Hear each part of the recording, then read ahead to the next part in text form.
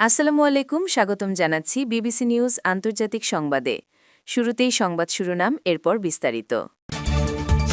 তাইওয়ানের কাছে জাপানের ক্ষেপণাস্ত্র মোতায়েন, চীনের সাথে উত্তেজনা চরমে।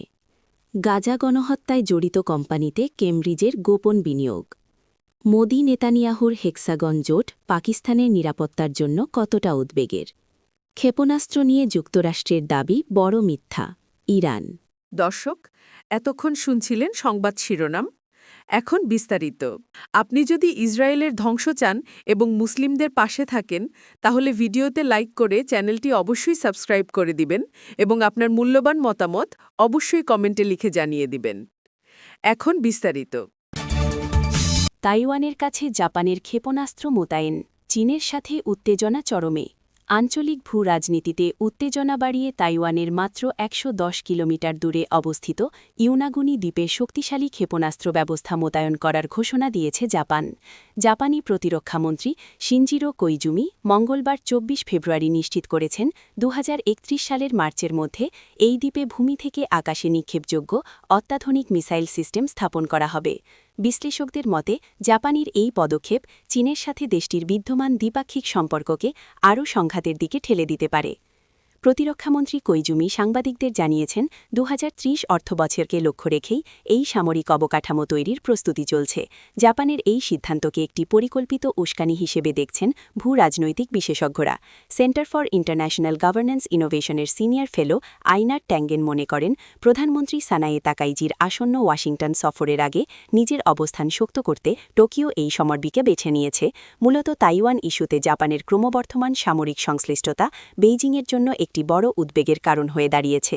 ঐতিহাসিকভাবেই জাপান ও চীনের মধ্যে তাইওয়ান নিয়ে বিরোধ দীর্ঘদিনের, তবে সাম্প্রতিক সময়ে প্রধানমন্ত্রী তাকাইচি সরাসরি তাইওয়ান সংঘাতে জাপানের সামরিক অংশগ্রহণের সম্ভাবনা নিয়ে কথা বলায় বেইজিং ক্ষুব্ধ প্রতিক্রিয়া ব্যক্ত করেছে। চীনের পররাষ্ট্র মন্ত্রণালয় এই পদক্ষেপকে দেশটির অভ্যন্তরীণ বিষয়ে হস্তক্ষেপ এবং আগুন নিয়ে খেলা হিসেবে বর্ণনা করেছে। গাজা গণহত্যায় জড়িত কোম্পানিতে কেমব্রিজের গোপন বিনিয়োগ।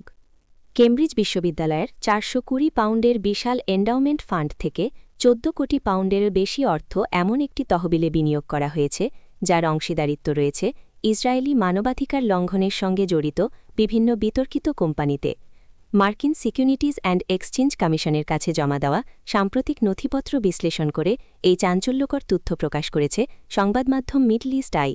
দীর্ঘ সময় ধরে গোপনীয়তার অজুহাতে বিনিয়োগের তথ্য প্রকাশ করতে অস্বীকৃতি জানানোর পর এই নথিপত্র বিশ্ববিদ্যালয়ের নৈতিক অবস্থান নিয়ে নতুন করে বিতর্কের সৃষ্টি করেছে।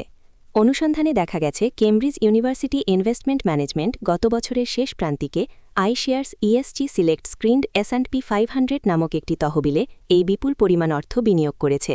এই তহবিলের মাধ্যমে বিশ্ববিদ্যালয়টি পরোক্ষভাবে পালানাটি টেকনোলজিস, ক্যাটারপিলার এবং জিই অ্যারোস্পেসের মতো কোম্পানির শেয়ারের মালিক হয়েছে। এই কোম্পানিগুলোর বিরুদ্ধে গাজায় ইসরায়েলি সামরিক অভিযান এবং ফিলিস্তিনি ভূখণ্ডে অবৈধ উচ্ছেদে সহায়তার গুরুতর অভিযোগ রয়েছে। জানা যায়, কেমব্রিজ বর্তমানে পালানাটি টেকনোলজিসে প্রায় ৮ লাখ পাউন্ড সমমূল্যের শেয়ারের মালিক। এই মার্কিন প্রযুক্তি প্রতিষ্ঠানটি ইসরায়েলি প্রতিরক্ষা মন্ত্রণালয়ের কৌশলগত অংশীদার এবং তাদের সফটওয়্যার লেবাননে ইসরায়েলি পেজার হামলার মতো বিতর্কিত অভিযানে ব্যবহৃত হয়েছে বলে অভিযোগ রয়েছে। এছাড়া জিই অ্যারোস্পেসের ৯ লাখ পাউন্ডের শেয়ারের মাধ্যমে বিশ্ববিদ্যালয়টি পরোক্ষভাবে ইসরায়েলি বিমানবাহিনীর যুদ্ধবিমানের ইঞ্জিনের যোগানদাতা হিসেবে যুক্ত হয়েছে। অন্যদিকে ক্যাটারপিলার কোম্পানির শেয়ারের মাধ্যমে ফিলিস্তিনিদের ঘরবাড়ি ধ্বংসের কাজে ব্যবহৃত বুলডোজার প্রস্তুতকারক প্রতিষ্ঠানের সঙ্গেও বিশ্ববিদ্যালয়ের আর্থিক যোগসূত্র তৈরি হয়েছে। মোদি নেতানিয়াহুর হেক্সাগন জোট পাকিস্তানের নিরাপত্তার জন্য কতটা উদ্বেগের? তেল আবিবের বেন গুরিয়ান বিমানবন্দরে ভারতের প্রধানমন্ত্রী নরেন্দ্র মোদীর পা রাখা কেবল একটি দ্বিপাক্ষিক সফর নয়, বরং দক্ষিণ এশিয়া ও মধ্যপ্রাচ্যের ভূরাজনীতিতে এক নতুন মেরুকরণের স্পষ্ট ইঙ্গিত। ২০১৭ সালের ঐতিহাসিক সফরের পর দ্বিতীয়বারের মতো মোদীর এই ইসরায়েল ভ্রমণ এমন এক সময়ে ঘটছে যখন ইসরায়েলি প্রধানমন্ত্রী বেনিয়ামিন নেতানিয়াহু আন্তর্জাতিক মহলে অনেকটা কোণঠাসা। কিন্তু এই কূটনৈতিক আলিঙ্গন ইসলামাবাদের নীতি নির্ধারকদের কপালে চিন্তার ভাঁজ আরও চওড়া করে তুলেছে।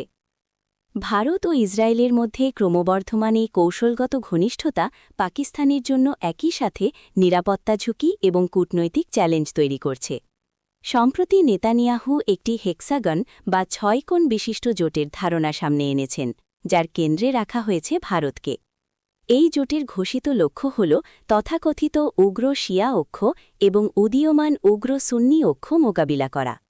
যদিও নেতানিয়াহু সুন্নি অক্ষের দেশগুলোর নাম স্পষ্ট করেননি, তবে তুরস্ক ও পাকিস্তানের মতো দেশগুলো, যারা ইসরায়েলের গাজা নীতির তীব্র সমালোচক এবং সম্প্রতি সৌদি আরবের সাথে প্রতিরক্ষা চুক্তি করেছে, তারা যে এই সংজ্ঞার লক্ষ্যবস্তু হতে পারে তা সহজেই অনুমেয়। পাকিস্তানের জন্য সবচেয়ে বড় উদ্বেগের জায়গা হল প্রতিরক্ষা ও প্রযুক্তি ক্ষেত্রে ভারত ইসরায়েলের গভীর অংশীদারিত্ব। ভারত বর্তমানে ইসরায়েলের বৃহত্তম অস্ত্রক্রেতা। এবারের সফরে আয়রন বিম বা উচ্চ ক্ষমতাসম্পন্ন লেজার অস্ত্র এবং আয়রন ডোম প্রযুক্তি হস্তান্তরের মতো স্পষ্টকাতর বিষয়গুলো আলোচনার টেবিলে রয়েছে। 2025 সালের মে মাসে ভারত পাকিস্তান আকাশযুদ্ধের সময় ভারতীয় বাহিনীর ইসরায়েলি ড্রোন ব্যবহারের স্মৃতি এখনও ফিকে হয়ে যায়নি।